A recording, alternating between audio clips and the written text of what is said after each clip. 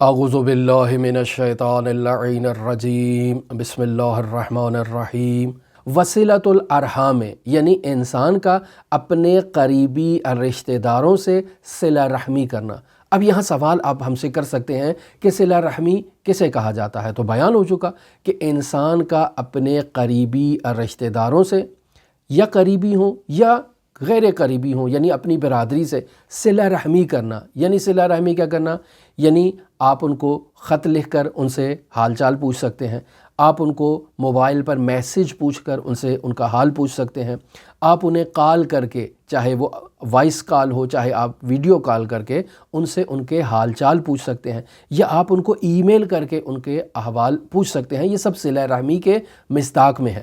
یا اگر آپ وہاں ان کے سامنے موجود ہیں، یعنی آپ کا گھر ان کے گھر کے قریب ہے، تو آپ ان کے گھر جا سکتے ہیں اور جا کر ان سے ان کے حالات پوچھ سکتے ہیں۔ پس اپنے قریبی رشتہ داروں سے رابطہ کرنے کے یہی ذرائع ہیں کہ انسان یا تو ان کے گھر چلا جاتا ہے، دروازے پہ دستک دیتا ہے، وہ دروازہ کھولتے ہیں، انسان ان سے ملاقات کر لیتا ہے۔ اگر نہیں جا سکتا، انسان کا گھر ان کے گھر سے دور ہے، تو انسان ان کو خط لکھ دیتا ہے، انسان ان کو میسج کر دیتا ہے، کال کر دیتا ہے، ای میل لکھ دیتا ہے، جس ذریعے سے انسان ان سے رابطہ قائم کر سکتا ہے، یا اپنا پیغام کسی دوسرے شخص کے ذریعے ان تک پہنچاتا ہے اور ان کے حال پوچھ لیتا ہے۔ تو انسان اپنے رشتہ داروں کے ساتھ رابطہ قائم کرے، یہ صلہ رحمی ہے۔ اپنے رشتہ داروں کے ساتھ نیکی کرے، یہ صلہ رحمی ہے۔ اپنے رشتہ داروں کے اوپر انفاق کرے، یہ صلہ رحمی کا مصداق ہے۔ پس اللہ کے بندوں کو اگر آپ نے پہچاننا ہے تو دیکھیں وہ اپنی برادری کے ساتھ، اپنے رشتہ داروں کے ساتھ میل جول قائم کرتے ہیں یا قائم نہیں کرتے ہیں۔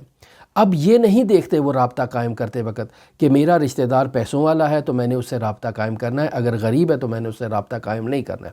اگر میرا رشتہ دار کوئی افسر لگا ہوا ہے، کسی پوسٹ پر ہے، تو میں نے اس سے رابطہ قائم کرنا ہے، اور اگر وہ افسر نہیں ہے تو میں نے اس سے رابطہ قائم نہیں کرنا۔ عزیزان محترم، یہ لوگ رابطہ قائم کرتے وقت ان شرائط کو مد نظر نہیں رکھتے ہیں، کیوں؟ چونکہ صلہ رحمی اسلامی تعلیمات میں، واجبات میں ایک نہایت ہی اہم رکن کے طور پر بیان کیا گیا ہے۔ لہٰذا یہ مومن کی جو علامات اور اہل اللہ کی جو علامات بیان کی جا رہی ہیں، ان میں صلہ رحمی نہایت اہمیت کی حامل ہے، اور قطع رحمی کی اسلام میں بہت مذمت کی گئی ہے۔ لہٰذا اگر ہم اسلامی تعلیمات کی روشنی میں صلہ رحمی کے صرف آثار کی ایک فہرست کو بیان کریں آپ کی خدمت میں، تو بیان کیا جاتا ہے کہ جو شخص صلہ رحمی کرتا ہے اس کی زندگی میں اضافہ کر دیتا ہے خداوند متعال۔ یعنی اگر اس کی زندگی میں 3 سال باقی رہ گئے ہیں تو صلہ رحمی کرنے کے نتیجے میں خداوند متعال ان 3 سالوں کو 30 سالوں میں تبدیل کر دیتا ہے۔ یہ روایات کے جو ہے وہ مضامین کا نچوڑ ہے۔ پس صلہ رحمی کرنے کے نتیجے میں انسان کی عمر میں اضافہ ہوتا ہے، انسان کی موت میں تاخیر واقع ہو جاتی ہے صلہ رحمی کے نتیجے میں، انسان کے رزق میں اضافہ ہوتا ہے صلہ رحمی کے نتیجے میں۔ لہٰذا اللہ تبارک و تعالیٰ یہ چاہتا ہے کہ میرا بندہ صلہ رحمی کرے تاکہ میں اس کے رزق میں اضافہ کر دوں۔ انسان اگر صلہ رحمی کرتا ہے تو یہ جو آج کل آپ دیکھتے ہیں حادثات ہوتے ہیں، زلزلے آتے ہیں، ایکسیڈنٹ ہو جاتے ہیں، انسان ان حادثات سے محفوظ رہے گا۔ صلہ رحمی کا ایک اور نتیجہ جو معاشرے میں ظاہر ہوتا ہے کہ جب آپ کسی سے صلہ رحمی کرتے ہیں تو اس کے دل میں آپ کے لیے محبت ایجاد ہو جاتی ہے۔ صلہ رحمی کرنے کے نتیجے میں انسان ایک دوسرے کی مدد کرتا ہے۔ وَتَعَاوَنُوا عَلَى الْبِرِّ وَالتَّقْوَى وَلَا تَعَاوَنُوا عَلَى الْإِثْمِ وَالْعُدْوَانِ۔ یعنی میں اگر کسی سے ملنے کے لیے جاؤں گا تو جا کر دیکھوں گا کہ اس کی حالت کمزور تو نہیں ہے، اس کو میری سپورٹ کی ضرورت تو نہیں ہے، اگر ضرورت ہوگی تو میں اس کی سپورٹ کروں گا، یا اگر میں اس سے ملنے کے لیے جا رہا ہوں وہ میری حالت اظہار کو دیکھتا ہے اور دیکھتا ہے مجھے مدد کی ضرورت ہے تو وہ میری مدد کو آئے گا۔ اگر میں صلہ رحمی کروں گا تو اس کا فائدہ اسلامی تعلیمات میں ایک یہ بیان کیا گیا ہے کہ دشمن کی جو مایوسی ہے وہ دشمن کے دل میں ایجاد ہو جاتی ہے، یعنی آپ کا دشمن آپ سے مایوس ہو جائے گا، کیوں؟ چونکہ اس دشمن کو اب علم ہو گیا ہے کہ آپ کی پشت اور آپ کی کمر جو ہے وہ آپ کے رشتہ داروں کی وجہ سے مضبوط ہے، آپ کے رشتہ دار آپ کی بیک پہ ہیں۔ آپ کا دشمن اگر آپ کے خلاف کوئی چال چلے گا تو فوراً تمام برادری آپ کے پیچھے آ کر کھڑی ہو جائے گی اور آپ کے دشمن سے مقابلہ کرے گی، آپ تنہا نہیں ہوں گے، لہٰذا آپ کا دشمن مایوس ہو جاتا ہے۔ انسان کو جب موت آتی ہے تو موت کی اس کیفیت میں، وہ جو سکرات موت کی کیفیت ہوتی ہے، انسان کو اس میں آسانی ہو جاتی ہے صلہ رحمی کے نتیجے میں۔ اور صلہ رحمی کا آخری جو بیان کروں فائدہ آپ کو، جو روایات میں اثر بیان کیا گیا ہے، وہ یہ ہے کہ خداوند متعال اس صلہ رحم کرنے والے بندے کو خداوند متعال بلند مقام عطا کرتا ہے جنت میں۔ لہٰذا عزیزان محترم، انسان کی یہ ذمہ داری ہے کہ وہ اپنے رشتہ داروں سے صلہ رحمی کرے۔ لہٰذا بیان ہوا کہ انسان اپنے رشتہ داروں سے صلہ رحمی کرے، یعنی ان سے رابطہ قائم کرے۔ انسان صلہ رحمی کرے یعنی ان کے ساتھ نیکی کرے۔ انسان صلہ رحمی کرے یعنی ان کے ساتھ انفاق کرے۔ اب اس انفاق کو علماء بیان کرتے ہیں کہ 3 طرح کا ہے صلہ رحمی میں۔ انفاق لسانی ہے، انفاق عملی ہے، اور انفاق مالی ہے۔ ان 3 انداز میں انسان اپنے رشتہ داروں کے ساتھ انفاق کر سکتا ہے۔ سب سے پہلے ہم آتے ہیں انفاق لسانی پر۔ انفاق لسانی کے مصادیق کیا ہیں؟ میرا رشتہ دار میرے سامنے آ رہا ہے، میں اس کو کہتا ہوں السلام علیکم ورحمۃ اللہ۔ میرے رشتہ دار نے مجھے سلام کیا، میں اس کو کہتا ہوں وعلیکم السلام ورحمۃ اللہ، احسن انداز میں اس کو جواب دیتا ہوں۔ میرا رشتہ دار بیمار ہے، میں اس کے لیے دعا کرتا ہوں کہ اللہ اس کو شفائے کاملہ عاجلہ عطا فرما۔ میرا رشتہ دار پریشان ہے، میں اللہ کے حضور دعا کرتا ہوں کہ اے میرے پروردگار اس کی پریشانی کو برطرف کر۔ بس اس کے لیے دعا کرنا، اس کے ساتھ نیکی کرنا، دوسروں کے سامنے آپ اس کے لیے تعریف کریں، اس کے لیے اچھائی کو بیان کریں کہ میرا رشتہ دار بہت اچھا ہے۔ یہ سب وہ چیزیں ہیں جن میں انسان اپنی زبان کا استعمال کر رہا ہے، اپنے رشتہ دار کی تعریف کرتا ہے کہ یار یہ میرا رشتہ دار بہت اچھا ہے۔ اس میں اگر عیب پایا جاتا ہے تو آپ اپنی زبان سے اس کے عیبوں پر پردہ ڈالتے ہیں کہ نہیں وہ ایسا نہیں ہے۔ آپ کو کس نے کہا وہ ایسا نہیں، وہ تو بہت اچھا ہے، بہت نیک ہے۔ اگر اس کی غیبت ہو رہی ہے تو آپ اس کی غیبت کو روکیں، لوگوں کو منع کریں کہ نہیں یار اس کی برائی نہ کرو، وہ ایسا نہیں ہے، ایسی اس کی برائی کرنا اچھی بات نہیں ہے۔ آپ اس کی غیبت سے خود بھی دوری کریں، دوسروں کو بھی منع کریں، اور اس کی غیبت میں آپ اس کا دفاع کریں۔ اس پر اگر کوئی تہمت لگا رہا ہے تو آپ اس پر تہمت لگانے سے منع کریں۔ اگر کوئی افطرا باندھ رہا ہے تو آپ افطرا باندھنے سے منع کریں۔ یہ سب وہ مصادیق ہیں جس میں انسان انفاق کر رہا ہے اور اپنے رشتہ داروں کی انفاق لسانی کر رہا ہے، یعنی ان کی مدد کر رہا ہے، ان کے ساتھ نیکی کر رہا ہے، اور زبان سے ان کے ساتھ نیکی کر رہا ہے۔ یہ سب وہ مصادیق ہیں جو صلہ رحم میں آتے ہیں۔ انسان قلبی طور پر اپنے رشتہ داروں کے ساتھ انفاق کرتا ہے۔ قلبی انفاق کیا ہے؟ قلبی انفاق یہ ہے کہ میں نے اگر نماز پڑھنے لگا ہوں نوافل کی، تو ان نوافل کو میں اپنے رشتہ داروں کو بھی ہدیہ کر سکتا ہوں۔ یعنی میں نے 2 رکعت نوافل پڑھی ہے، اس 2 رکعت نوافل کو میں ہدیہ کر سکتا ہوں اپنے تمام رشتہ داروں کو۔ یہ انسان کر سکتا ہے۔ یا انسان نے روزہ رکھا ہے تو روزے کو ہدیہ کر دے، انسان نے حج انجام دیا ہے تو حج کو ہدیہ کر دے، انسان اگر عمرے پر گیا ہے تو اپنے رشتہ داروں کی نیابت میں انسان عمرہ انجام دے، انسان اگر کربلائے معلیٰ زیارت کے لیے جا رہا ہے، اگر انسان شام زیارت کے لیے جا رہا ہے، اگر انسان مشہد الرضا زیارت کے لیے جا رہا ہے تو اپنے رشتہ داروں کو اس سفر زیارتی میں یاد رکھے۔ انسان اگر ان سے وعدہ کر رہا ہے تو انسان وعدہ وفائی کرے، انسان ان کی ملاقات کے لیے ان کے پاس جائے۔ یہ سب قلب میں، دل میں محبت ایجاد ہوتی ہے تو انسان کسی کے پاس جاتا ہے نا۔ انسان قلباً اپنے رشتہ داروں کا احترام کرے، دل میں اس کے لیے دنیا اور آخرت کی خیر اور سعادت کا تقاضا کرے خداوند متعال سے۔ یہ بھی انسان کا قلبی انفاق ہے۔ جب وہ بیمار ہو جاتا ہے تو انسان اس کی تڑپ میں، اس کی محبت میں، اس کی عیادت کے لیے جاتا ہے۔ انسان اللہ تبارک و تعالیٰ کے حضور دعا کرتا ہے کہ اے میرے پروردگار، میرے اس رشتہ دار سے تمام بلاؤں کو برطرف فرما۔ یہ دل میں آرزو کا رکھنا، یہ بھی انفاق قلبی ہے۔ اب آ جاتے ہیں انفاق مالی کے اوپر، رشتہ داروں کے ساتھ انفاق مالی کرنا۔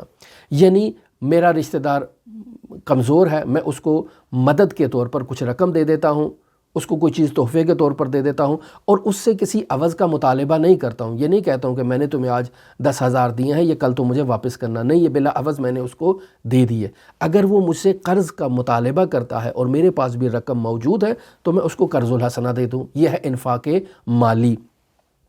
اگر میں صدقہ دے رہا ہوں 100 रुपया सदका मैंने निकाला है, अपनी नीयत से निकाला है, मैं इस नीयत में सिर्फ ख़ुद को शामिल ना करूं, इस नीयत में अपने भाइयों को भी शामिल कर लूं, अपनी हमशीराओं को भी शामिल कर लूं, अपने वालिदैन को भी शामिल कर लूं, अपने ससुराल वालों को भी शामिल कर लूं, अपने सालों को भी शामिल कर लूं। ये माली सदका है। 100 रुपया, 50 रुपये, 1000 रुपये, 5 रुपये, जितना भी मैं सदका दे रहा हूँ, इस सदक़े में मैं अपने साथ बाकी लोगों की भी, जो मेरे ज़वील हकूक़ हैं, जो मेरे रिश्तेदार हैं, जो मेरे अज़ीज़ व अक़ारिब हैं, मैं उन्हें भी इसमें शामिल करता हूँ ताकि वो भी इसमें शामिल हो जाएं। और ये सिलाए रहमी है, और ये सिलाए रहमी है इन्फ़ाक़े माली में शुमार होती है।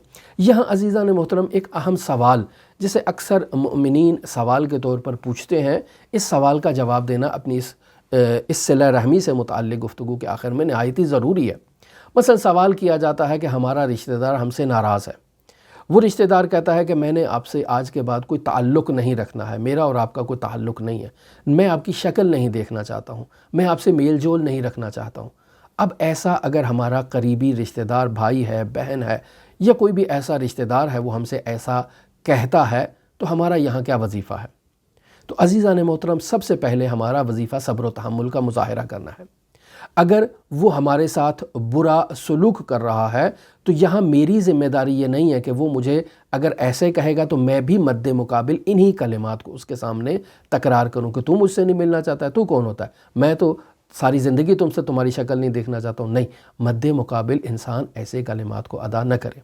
इंसान यहाँ सब्र व तहम्मुल का मुज़ाहिरा करे, बुर्दबारी का मुज़ाहिरा करे।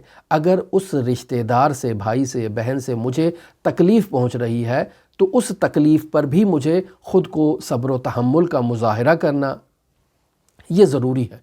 लेकिन यहाँ हरगिज़ सब्र व तहम्मुल का ये मतलब नहीं है कि मैं ख़ुद को तकलीफ़ में डाल दूँ।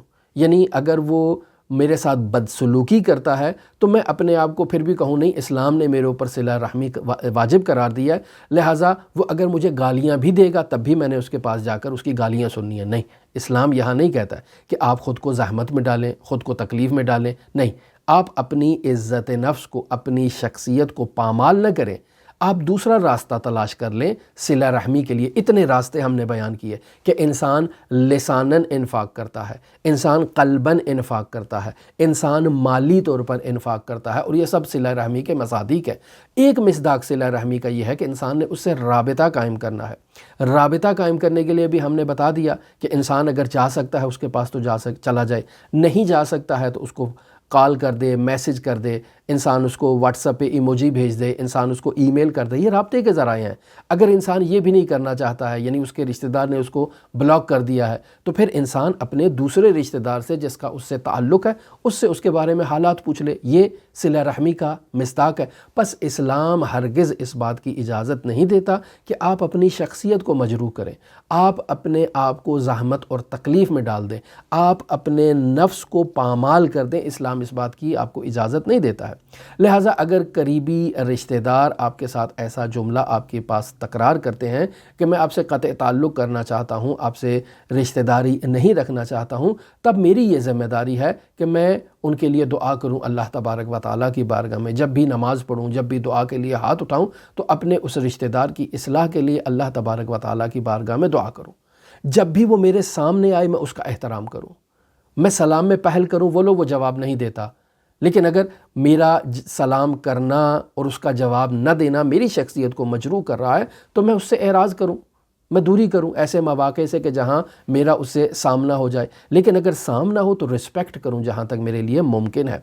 उनकी नियाबत में सदका देना ये एक ऐसी चीज़ है कि जो मेरे नफ्स से ताल्लुक़ रखती है। इस बात का तो किसी और को इल्म नहीं है कि मैंने यह 100 रुपया सदका दिया है और किसकी नीयत से इसे मैं सदका दे रहा हूँ। इंसान तमाम ख़ानदान के अफराद को, मिन जुमला उस शख्स को कि जो शख्स मुझसे नाराज़ है, मुझसे क़त्अ ताल्लुक़ कर चुका है, मैं उसके लिए अगर नियत करता हूँ और सदका अदा करता हूँ तो ये भी सिला रहमी के मसादीक में है। तो अज़ीज़ान मोहतरम, सिला रहमी का एक चैप्टर बहुत वसी चैप्टर है, और जब इस वसाइल शिया में صلہ رحمی کا احادیث بیان کی جائیں گی ابواب جہاد بن نفس میں، تو وہاں اس موضوع پر ہم تفصیلاً آپ کے ساتھ گفتگو کریں گے۔ ہماری دعا ہے کہ خداوند متعال اس نورانی کلام پر عمل کرنے کی ہمیں سعادت نصیب فرمائے۔ ہماری دعا ہے کہ خداوند متعال منجی عالم بشریت حضرت صاحب العصر والزمان کے ظہور میں تعجیل فرمائے، ہمیں حضرت کے اصحاب و اعوان و انصار میں شمار فرمائے۔ آپ تمام عزیزان کے لیے امام علی ابن موسیٰ رضا کی نورانی بارگاہ میں نائب و زیارہ بھی ہیں اور دعا گو بھی ہیں۔ اللہم صلی علی محمد و آل محمد وعجل فرج قائم آل محمد۔